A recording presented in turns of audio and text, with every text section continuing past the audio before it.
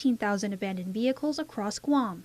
Their goal, remove about 4,000 a year.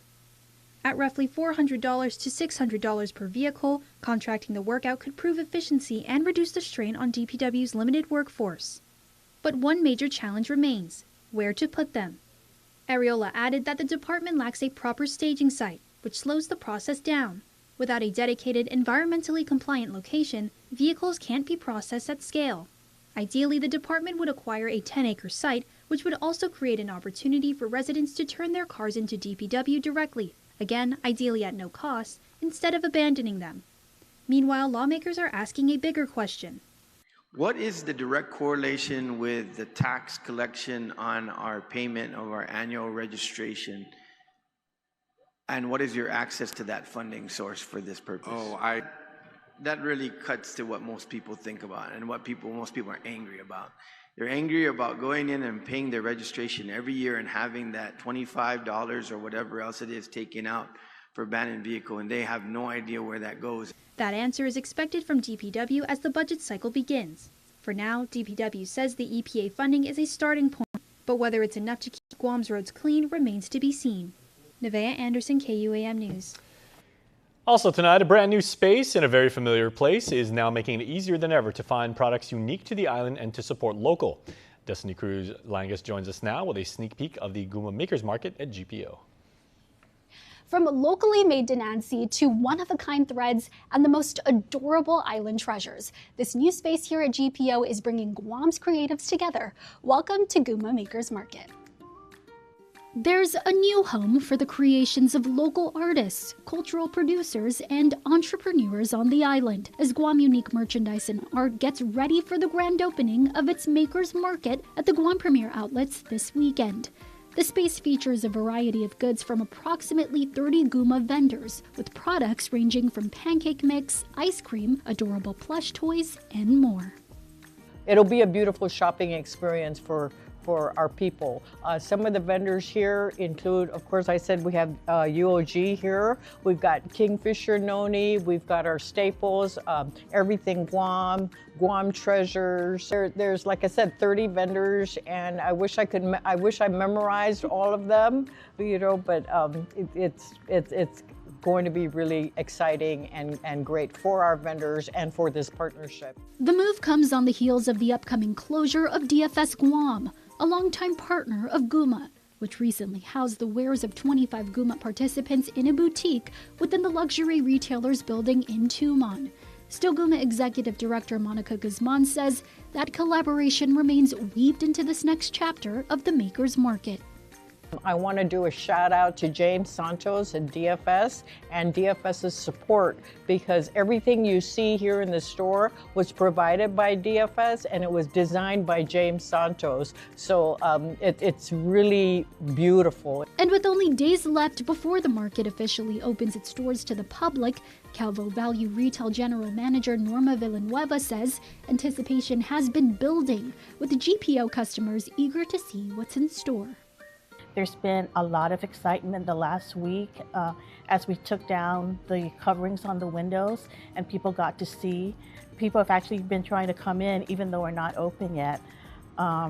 We're thankful to Guma for trusting us with this project, and I'm very excited to be supporting the local entrepreneur.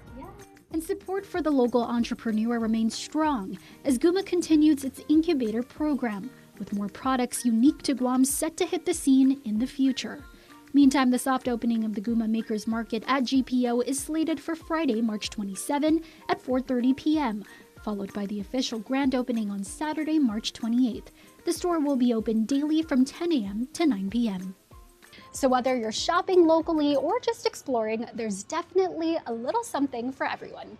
And I think I see a little something for me too. For KUAM News, I'm Destiny Cruz Langus. All right, thanks, Des. Looks like a lot of fun. Well, we first told you over the weekend on Instagram that Revenue Tax had temporarily suspended its online filing system, so let's get you up to speed on the latest. GuamTax.com and MyGuamTax.com operations have been suspended during the height of tax season because, by way of a public notice issued March 21st, Revenue Tax confirmed licensing and support services for the portals expired at the end of fiscal 2025 on September 30th. Now, despite that lapse, the systems remained operational for about a half year before being taken offline. Representatives say they are now working to renew the contract with Data Management Resources, which manages the software and tax systems for the government of Guam. Reventax added that services could resume quickly once an agreement is finalized. Until then, both portals remain unavailable until further notice, potentially impacting residents trying to file their taxes. Congressman Jim Moylan, in other news, is joining a bipartisan push to improve the military discharge review process for veterans. Now, Moylan, himself a veteran of the Army, alongside Congressman James Walkinshaw of Virginia, introduced the Streamlined Upgrades for Veterans Act, legislation aimed at reducing delays for vets seeking to upgrade their discharge status. The bill focuses on vets suffering from post-traumatic stress disorder and traumatic brain injury, conditions that may affect discharge status and access to benefits like health care, housing assistance, and education. By way of the proposal, the measure would maintain staffing levels at military discharge review boards through 2030, require the Department of Defense to report processing timelines to Congress, and to make a public summary of those findings available. Moylan says vets should not have to fight another battle just to receive the benefits they earn through their service, adding the bill is meant to bring more accountability, transparency, and faster decisions for those who need the help most. The Guam Department of Labor is ramping up enforcement of workplace discrimination and fair hiring laws following dozens of violations uncovered during recent inspections. Officials do tell KUAM News the Fair Employment Practice Division is now in, quote, full enforcement mode, with a focus on ensuring employers comply with laws like the Pregnant Workers Fairness Act, equal opportunity provisions, and other labor protections. In January alone, inspectors found some 122 violations, with the majority tied to missing or improper postings of required labor law notices. Employers are reminded they must display these notices in clear, visible areas for workers and applicants. The agency says compliance for the Pregnant Workers Fairness Act must be met by May 28th, with the agency also encouraging businesses to review their policies now and to seek guidance to avoid penalties and enforcement intensifies. Let's shift focus now and go to crime news, as a wanted man is now behind bars after GPD tracked him down in Jotnya. GPD arrested 46-year-old Tony Frank Chovez Manila on March 22nd for burglary to a motor vehicle, with authorities saying Manila had been the subject of a wanted person flyer released just days earlier. Officials with the Tumon, Tamuning, and Central Precinct Commands responded to a tip, placing Manila at a residence in Central Guam in Jonia, where he was located and taken into custody without incident. Police say he's since been processed, booked, and confined at DOC, with his case been forwarded to the AG's office for further action. Let's take a look at election headlines now, as this is an election year, and the race for the 39th legislature is starting to take shape, with a rather mix of familiar names and fresh faces entering the field for your consideration. The road to the 39th Guam legislature is officially underway, and the first signs of competition are already building momentum. Several individuals have picked up candidate packets from the Guam Election Commission, signaling their intent to run and represent the people of Guam. Among the recent names, Callan Perez, environmental advocate and hiking enthusiast Dave Lotz, and retired mixed martial arts fighter Brandon Vera, adding a diverse mix of backgrounds to the possible lineup. Meanwhile, several incumbent senators have already made it official. Republican lawmakers Jesse Lujan, Guma Makers, Sabrina Salas Matanani, and Telo Taitagui have filed the necessary documents, setting the stage for what could be a highly competitive race. And they won't be alone. Newcomers Joaquin Taitagui, Mateo Mortera, Gerald Yingling, and Lillian Guerrero have also submitted their paperwork, signaling a new wave of candidates ready to make their case to voters. With more names expected in the weeks ahead, the field is only expected to grow. But while candidates prepare their campaigns, the real power lies with the people. Guam voters will head to the polls for the primary election on August 1st, followed by the general election on November 3rd. And with critical issues on the line, from the cost of living to public safety, the future of our island, your vote will help decide who takes a seat in the next legislature. So mark your calendars and make a plan to vote. Decision 2026 starts with you. Jonagan Charfres, KUAM News.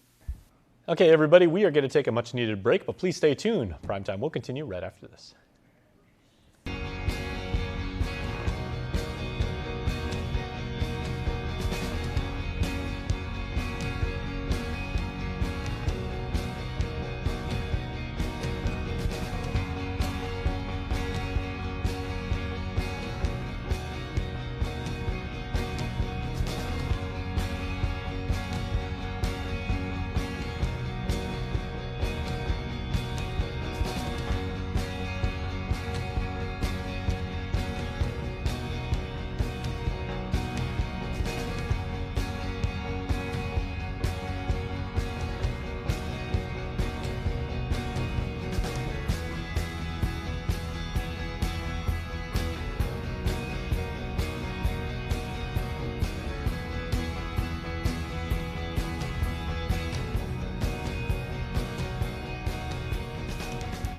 Spring is here, and it's blooming with savings at Kmart Guam. Step into the season with fresh styles for the whole family. Tackle your spring to-do list with tools for every project. Get everything you need to be spring ready. Find it all this season at Kmart Guam.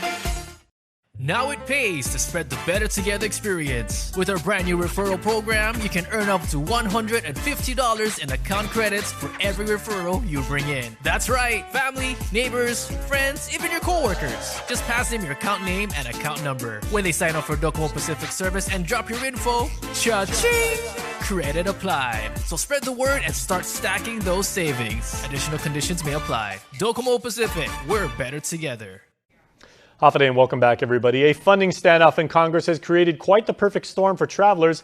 Again this past weekend, flyers face long lines of security, with TSA screeners still working without pay, as no deal has been reached by lawmakers to end the partial government shutdown. Here's more on the very latest. Chaos and frustration at many of the nation's airports as TSA lines snake through terminals. In New Orleans, the line stretched into the parking garage with no pre-check or priority lanes open. Water. At Atlanta's airport, bottles of water are being handed out to wary travelers. Here we met Julie Curtis, in town for her son's wedding. After 4 hours in line, she and her family missed their flight home. We've just been standing and seeing our feet are killing us, and my husband has a heart condition on top of that. Now, the Trump administration says ICE officers will be stationed at hotspot U.S. airports starting Monday to assist with TSA screenings. They will undergo some training between now and tomorrow. They run those same type of security machines at the southern border, right? Packages come through or people come through. 50,000 TSA officers are going unpaid due to a partial government shutdown. Lawmakers at an impasse to fund the Department of Homeland Security, triggered by Democrat outrage at ICE tactics in Minneapolis. 2 Americans were killed by ICE officers. Democratic lawmakers are demanding officers unmask and wear IDs. If they come here where it's going to make a lot of people scared to travel. ICE will keep us safe, and I don't have a problem with ICE agents. Today, the president of the union that represents TSA officers slammed the idea of ICE at airports, saying TSA officers deserve to be paid, not replaced by untrained armed agents who have shown how dangerous they can be. We haven't heard exactly which airports will see ICE agents tomorrow, but we do know that there are 20 U.S. airports that haven't had to worry about any of this because they have private security, both big and small airports that include international airports in San Francisco and Kansas City. Of course, that private security is under federal oversight. Skyler Embry, CBS News, Atlanta. Also, the growing flood emergency in Hawaii, where mass rescues and evacuations are underway after days and days of heavy rain. Oh! Leave now. The message overnight for more than 4,000 people on Oahu, Hawaii's most populated island, as flooding wreaks havoc across the state. Oh. At one point, one of the island's largest dams was at risk of imminent failure. Days of unrelenting rain washing out streets and highways. The governor warning the damage could top $1 billion. Look, we've been through a lot these last 10 days. In some places in our state, we've had between 40 and 50 inches of rain. At least 200 people have been rescued from flooded homes by Coast Guard members not getting paid during the partial government shutdown. More than 4,000 have lost power. Okay, look at the street. This house washed off its foundation onto the beach. Like, this is insane looking at it from this side. All roads along the North Shore in Waialua now at high risk of failure, according to the city, making it impossible for some families to get out. Flood watches remain in effect through Sunday, impacting almost every Hawaiian island. Even after the rains end, threats of mudslides will linger for days as the ground remains saturated. This is the largest flood that we've had in Hawaii in 20 years. On the mainland, the threat isn't from rain, but extreme heat, as 9 million are under heat alerts that have set daily records out west. Death Valley this week reaching 105, along with Phoenix. In Yuma, Arizona, 109. And there is the dangerous escalation in the war in the Middle East as both sides are launching strikes targeting nuclear facilities. Whoa. Tonight, an escalating cycle of attacks. Whoa. Targeting nuclear sites across the Middle East. An Iranian missile striking the Israeli town of Dimona. home to the nuclear weapons program that Israel has never officially acknowledged. Authorities say more than 30 injured, while a mass casualty event declared in another nearby Israeli city after a direct hit from a ballistic missile.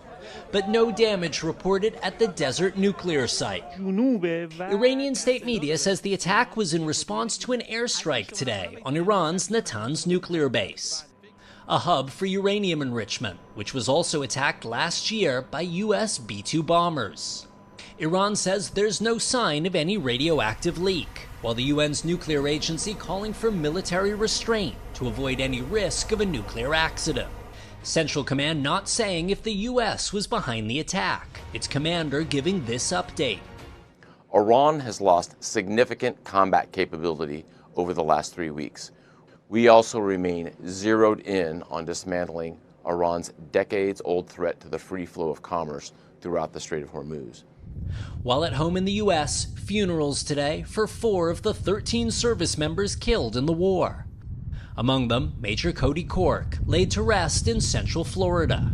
His memory will forever be cherished by those who loved him and by the nation he proudly served. While across the Muslim world, the end of Ramadan means presents for children. These kids are among the 1 million people displaced in Lebanon by Israel's expanding offensive against Hezbollah. This space actually used to be a restaurant, and now you can see it's a camp for people who had to flee their homes. Rahaf, 6, and her little sister Lynn fled with their family from South Lebanon. I really miss home because I had lots of nice toys and I used to play with them, she tells us. A home it's not clear when or if they'll ever return to. Don't need a work break, keep the smile on your face. The moments you can't replay, and I'll be around. Whoa. Count on me, count on me for life. Wherever life takes you, we're always here for you.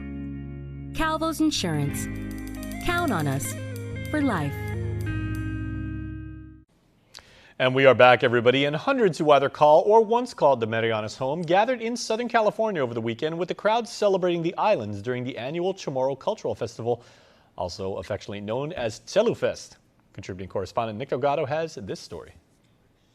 14 years in the making, it's one of the biggest that brought out a crowd from all over the country right here to Southern California to share one thing in common, the culture of the Marianas.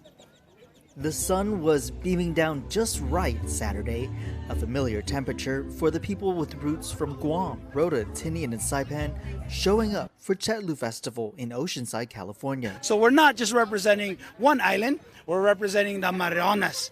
Because if you're Chamorro, you're from the Marianas, and that's something that we all need to know about.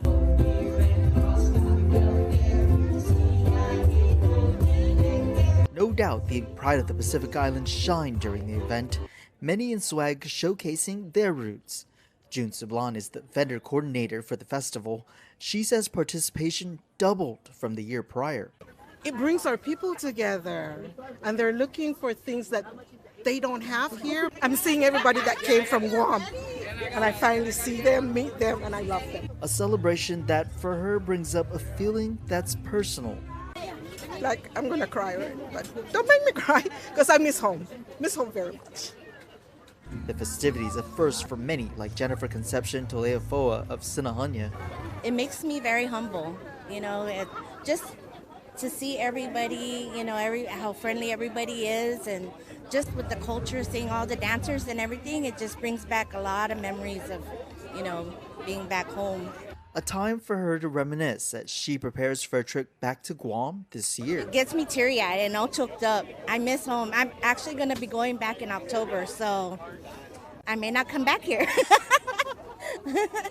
But yeah, I miss home. Others like Margaret Uggan-Ortiz felt it was important to attend alongside her husband, who is not from the Marianas. Because of the culture. Yeah, and we see our friends and relatives here. And the food is very good. And the entertainment is very good. What does it mean for you guys to be a part of this? 100%. 100% to be a part of the To carry on the culture, the traditions, and all that. Yes. Yeah. Right. And that's how come he married me. He's Mexican. Baby, I know that you've been wondering. Oh, so here goes nothing. In case you didn't know, baby, I'm crazy about you. And I would be lying if I said that I could live this life without you, even though I don't tell you all the time. You had my heart a long, long time ago. In case you didn't know. I actually really feel much more closer to home. I recognize a lot of people that I went to high school with. I moved out from Guam in 2007, so seeing a lot of familiar faces really brings me back to that culture, that vibe, and just enjoying a really good time with people you love, and also preserving, promoting, perpetuating the culture. It's really beautiful what we're doing out here, what the community is doing out here. So I really like just coming together as a whole, especially seeing family and friends that live across the world, and just coming together to this event or multiple events that has been set up, and it just brings joy because I haven't seen family in a while. The spring heat didn't stop festival goers from taking in being a part of it all. Maria Runyon of Jigo, like many, braved the long lines to get a taste of the island food. What is that feeling that you get being down here? Familiarity, comfort, right? Easygoing kind of thing. My husband really misses the island, so this is the closest right now we can get, so we're excited to be here. An excitement that Rick Castro shares, as he's since relocated off island nearly 4 decades ago. That feeling of being whole, being one with the culture again, remembering what it was like growing up on the island. A celebration to truly highlight the importance of being Chamorro and in their new homes away from home. Yes, my family ako malait, familiang balait, and guadzahal, hamtutoros, and I miss everybody. I'm gonna get all choked up and teary-eyed right now, but I'll be home soon, and I'll see you guys real soon. I love you all. Half a day. Half a day, yes. Hey, enjoy each other. Life is short, so enjoy that at the island. I miss it. Yes. For KUAM News, I'm Nick Delgado, Oceanside, California. All right, Nick, thanks so much for that. Good food out there. All right, a new community-driven effort is taking shape to support mothers and families across Guam as the Birth Workers of Color Collective is expanding its maternal and infant health initiatives with the launch of Village of Care, a series of free monthly workshops focused on pregnancy, birth, and early parenting. Now, they are led by trained doulas. The workshops aim to create safe, culturally relevant spaces where families can learn practical skills, access resources, and build support systems. Topics range from newborn care and infant feeding to baby sign language and postpartum education. The collective says the effort comes as maternal and infant health disparities on Guam remain higher than the national average, highlighting the need for increased education as well as support services. They launched on island in 2023, and since then, the organization has trained more than 40 birth workers and continues to advocate for expanded access to doula care, including Medicaid and insurance coverage. The first workshops are set for April 9th in Hagåtña and April 16th up the hill in Sinaña, with both free and open to the community. In addition to education, the group's also rolling out a free and sliding scale doula services program to help families access care through pregnancy, birth, and postpartum. Organizers say the goal is simple: to build a stronger network of care across the island, because community care takes a village, most definitely. In other news tonight, the Guam Preservation Trust has awarded over $63,000 in grant funding to 3 community organizations supporting efforts to preserve and promote Guam's historic and cultural resources. Here's Abigail Elosma with more. The Guam Preservation Trust is continuing its mission to protect the island's heritage, awarding over $63,000 to 3 community-based projects this year. The Guam Preservation Trust Board is excited because we received 7 proposals, grant proposals from a cross-section of the community. And it went through a process, a review process, and all of the 7, 3 of them got approved. 1 of them was approved, but it was sent to a different committee. It wasn't a grants committee that had to review that. It would have to be and Architecture Committee. We had two proposals that were tabled and referred to staff to work closely with the applicants to strengthen their proposal. Officials say selecting the final projects involved a detailed process designed to ensure fairness and thorough review. You can go check it out on more information at their site online, guampreservationtrust.org. It's a 6-step process from start to the notice of action, whatever action the board gave. Beginning with the application, where it must be completed with supporting documents. The Guam Preservation staff reviews the application, initially review the application for thoroughness and prepared for review by the Grant Evaluation Committee. It gets referred to the Grant Evaluation Committee for review and recommendation. And then the 5th step is that it gets placed back into the agenda, and then the board, based on recommendations from the committee, the board would make that, would take that action. Mr. Quinada says projects are evaluated based on their impact, capacity, and alignment with the Trust's long-term mission. The committee looks at a few of the application to begin with. It gives you the criteria for the evaluation of and review of your grants. Each criteria will explain,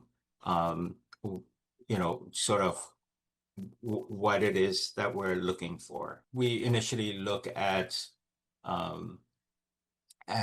the application alignment to our strategic plan. So every 5 years we conduct our 5-year strategic plan with over about 100 individuals from different walks of life, whether they be the private sector, educators, students, or just the public. We bring them together and we conduct a focus group session, and using the method of appreciative inquiry, and we come up with our strategies, what we want to do for the next 5 years.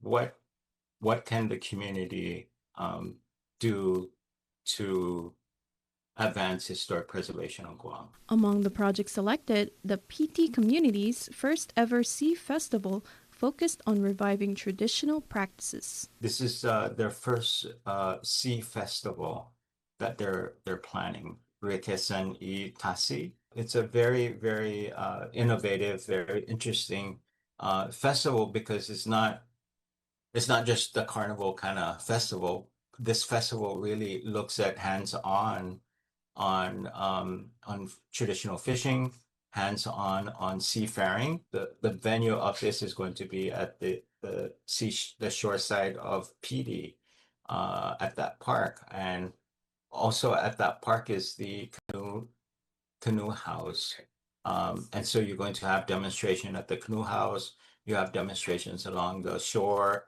on how to throw a talaza, or how to sew or mend a talaza. The festival is scheduled for April 18 and 19, with more details available through the PT's mayor's office. Another project, Yi Sang Song with PBS Guam, focuses on education through storytelling for younger audiences. It's a children production, and it's going to provide 4 episodes talking about the different historic places here in Guam, producing it with children in mind so that it becomes a resource for our teachers in the classroom.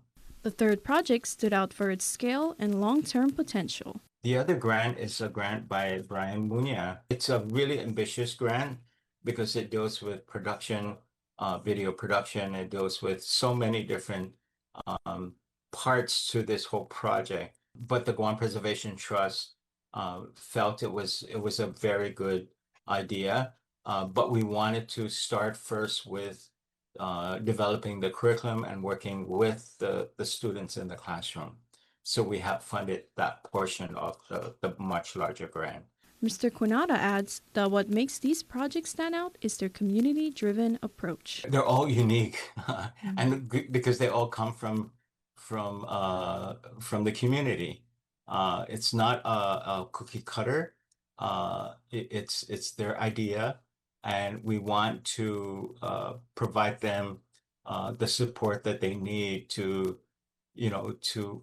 for them to realize that idea into a good, innovative way to preserve our heritage. Beyond grant funding, the Trust continues to work closely with the community throughout the year. We always look to the community. We always want to engage with the community. We cannot work in our silo. We need to work with the community, get their ideas, and align those ideas to what our mission is and our strategies that we set ourselves to do. And for those interested in historic preservation, Guam Preservation Trust's vision is that everyone is responsible for historic preservation, and they are responsible through education, through cooperation, and through advocacy. And so, all leading to our preserving our heritage. We've been working with a lot of folks, whether they be the medical community, working with the mayors and the village community, working with the scholars at the University of Guam. We want to work with as many people as we can so that we can advance historic preservation here at Guam. The Guam Preservation Trust encourages community members and organizations to apply for future grant opportunities and take part in preserving Guam's heritage. I'm Abigail Losima, KUAM News. Well, it's now time for episode 29 of the One Micronesia show, where its very popular and very capable host, our own Vic Falan, talks community leadership and campus celebration, highlighting the strength, culture, and voices of our communities. One Mic is streaming now on all of our social media platforms. What can we do together to help progress our Chukis community here on Guam forward? The main goal right now to come up with this support group from the Catholic and the Protestant. Use them to influence or support some of the issues we face in our community. These are the conversations that are not easy to have. There's a need.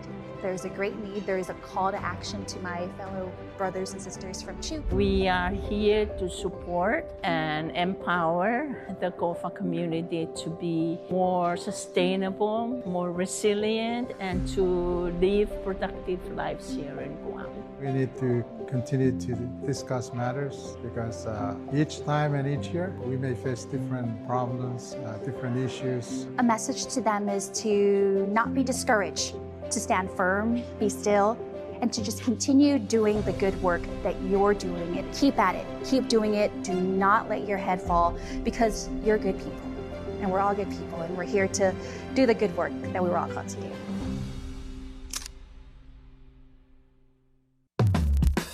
Now for a look at your world at home. Here's a gorgeous shot from right here in Harmon on an absolutely perfect evening. It's the Parade of Colors up at GFA as the new lights were turned on for nighttime games.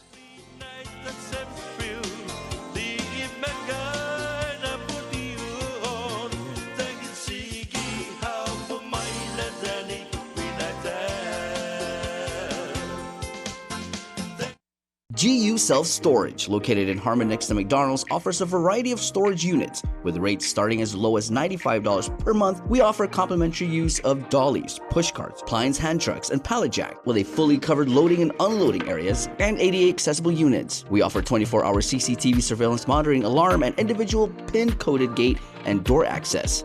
Your safety is our priority. GU Self Storage, voted Pika's Best in 2024. Call 671-648-7867 today. Freedom, that's a cheap thing. Freedom to ignore this, that's a cheap thing. Sacrificing facial hair to nature and involuntary blood donations, cheap things. No one signs up for an 800-pound bear chase. But if it happens, cheap thing. The VIP parking, exfoliating, treating gravity like a suggestion, saying, it'll dry, free-range parenting, forgetting if that's a moose or an elk, all Jeep things. Remembering without saying it, couldn't be more of a Jeep thing. Sweating your tail off, freezing your tail off, an American saving another American's tail. Jeep things. Making a Jeep vehicle for only people with cash like him? Not a Jeep thing. Or confusing capability with unaffordability? No, not a Jeep thing. Making adventure affordable? Now that's a Jeep thing. So we're bringing you more Jeep things this year, because Jeep things should be everyone's thing.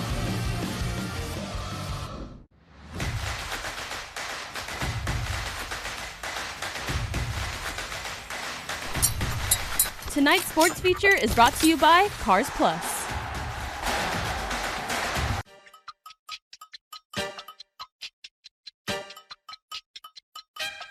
Wesley kicks out. Simon, big three. Oh, baby!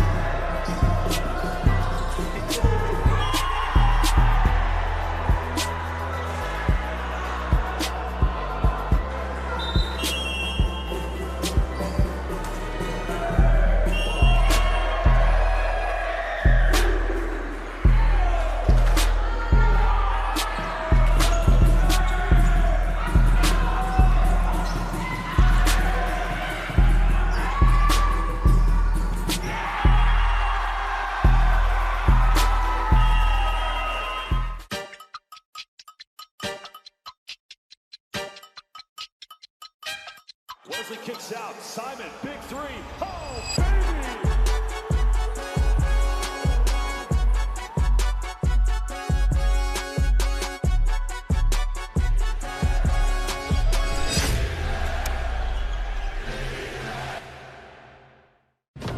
The new Big Arch sauce is so delicious. You'll wonder if they named the sauce after the burger or the burger after the sauce. The Big Arch, the most McDonald's burger yet. Ba-da-ba-ba-ba. News Bites is brought to you by Docomo Pacific Better Together, Fresco Clothing, original custom design apparel of Guam and the Marianas.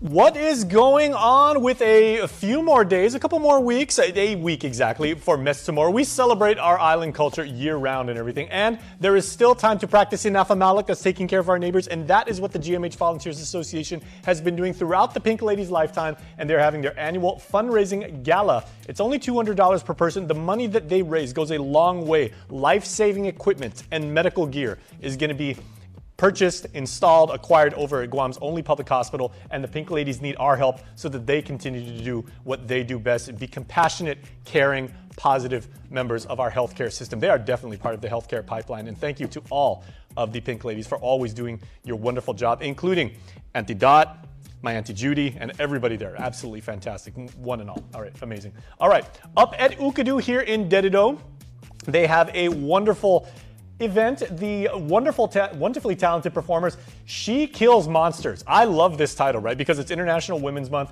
And hey, go girl, go attack that dragon. Take over that dragon. And I can't wait to see what the talented Ukadu players have in store for us. And their matinee shows are the 11th and 18th of April, and then the 9th to 12th and 16th to 19th for the afternoon shows. Really, really talented theater, department, company, troupe, ensemble up there at Ukadu. So make sure to go check them out and give them your support because they've been working really hard in this place. She Kills Monsters, all right? I love it. And then Fanedzakan Chamorro is also happening, and make sure to please get involved soon. All right, we celebrate Chamorro culture, but please don't do Chamorro time on this because limited spots are available, so you want to register ASAP, right? Make sure to get involved in it because it's the immersion kindergarten and pre-K program. You know, I interviewed my friend Anne-Marie Arcero from Hurrao. They capitalized and really, really made the immersion format so critical for the pedagogy of Guam. All right, pedagogy, it's a wonderful word, right? It's the educational structure, yes. And the immersion format is a wonderful way to learn how to speak our native tongue. Speak with your grandparents. They absolutely love it and they delight it. You know what also people like is when we mention them on the birthday shout-outs, and that's happening right now. If your name happens to be Emilia Cruz and you happen to be from Guam and your birthday happens to be on the 23rd of March, you happen to be today's birthday shout out. So Emilia, happy birthday to you. And your family wrote this shout out and they said they wanted to surprise you with this wonderful verbal birthday surprise. So we hope it's made your day. Your family loves you very much and is very, very proud of you. And we hope you had an absolutely amazing Monday. And we hope you have a beautiful, beautiful birthday. Want to wish your special someone a happy birthday? Just click the QR code here on your screen or email birthdayclub@kuam.com.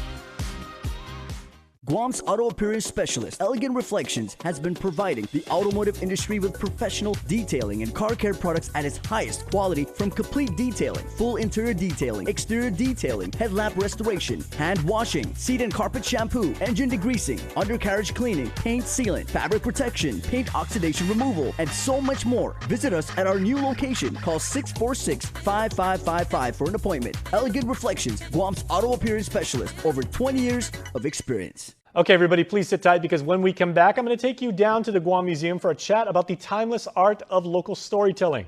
Very appropriately during Mes Chamorro, the style of sharing our legends, our tales, and our traditions between generations is free. Up now, Isejun Guahan from Commission Kids. Isejun Guahan.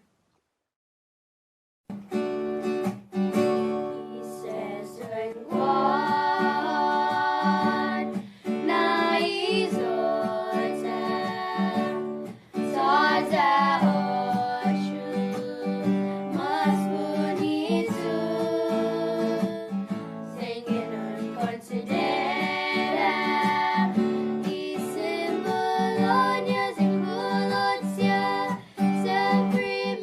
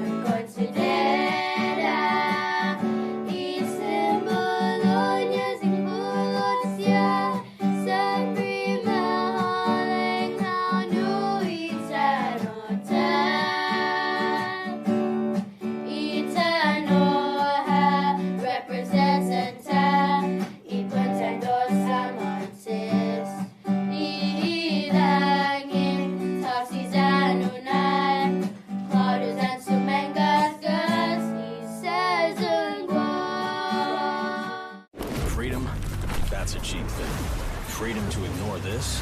That's a Jeep thing. Sacrificing facial hair to nature and involuntary blood donations? Jeep things. No one signs up for an 800-pound bear chase. But if it happens, Jeep thing. VIP parking, exfoliating, treating gravity like a suggestion, saying, it'll dry. Free-range parenting, forgetting if that's a moose or an elk, all Jeep things. Remembering without saying it. Couldn't be more of a Jeep thing. Sweating your tail off, freezing your tail off, an American saving another American's tail. Jeep things. Making a Jeep vehicle for only people with cash like him? Not a Jeep thing. Or confusing capability with unaffordability? No, not a Jeep thing. Making adventure affordable? Now that's a Jeep thing. So we're bringing you more Jeep things this year, because Jeep things should be everyone's thing. Okay, Hafide and Biba Mes Chamorro, we are downtown at the Guam Museum, the place where our culture, our heritage, our history, our language, our dance, all of it and everything is so alive and well. And it's not just within this building. I have two wonderful ladies who are an integral part of making sure that our culture lives forever. We have Joanne Gogo, she's the executive director of the Guam Museum, and of course, Rita Pangilinan, who is the managing director of Guampedia. All right, so ladies, thank you so much for joining me. Well, thank you so much, Jason, for having us. And your titles are very, very long, but very, very well deserved. And the responsibility, Rita, that lay on both of your shoulders is substantial, but is there any greater honor than to want to do something to preserve our culture? Oh, we're very, it's an honor to serve, and especially, you know, we can say that Mes Chamorro is our busiest time of the year because there's so much to celebrate, and we have such an amazing history and enduring culture that we really want to connect the community even more so during this time. All right, so Joanne, you have a wonderful project that's going on right now, Mariana Storytelling. I love it. Two words that work perfectly together. So let's please unpack it and get into everything about it. So we're very, very excited that Guampedia had the opportunity to bring two fabulous artists or authors of the Content Giza Chamorita Giza Marianas. Boy, that was a mouthful, Jason. Anyways, we are having this series March 21st from 2 to 4. It's going to be here at the Guam Museum Theater. And we invite everybody, all generations, to come in and experience. And it is free. So come on down, everybody, family, friends. We do ask that you enter at the east side of the building, which is by the legislature side. And you come in through the courtroom.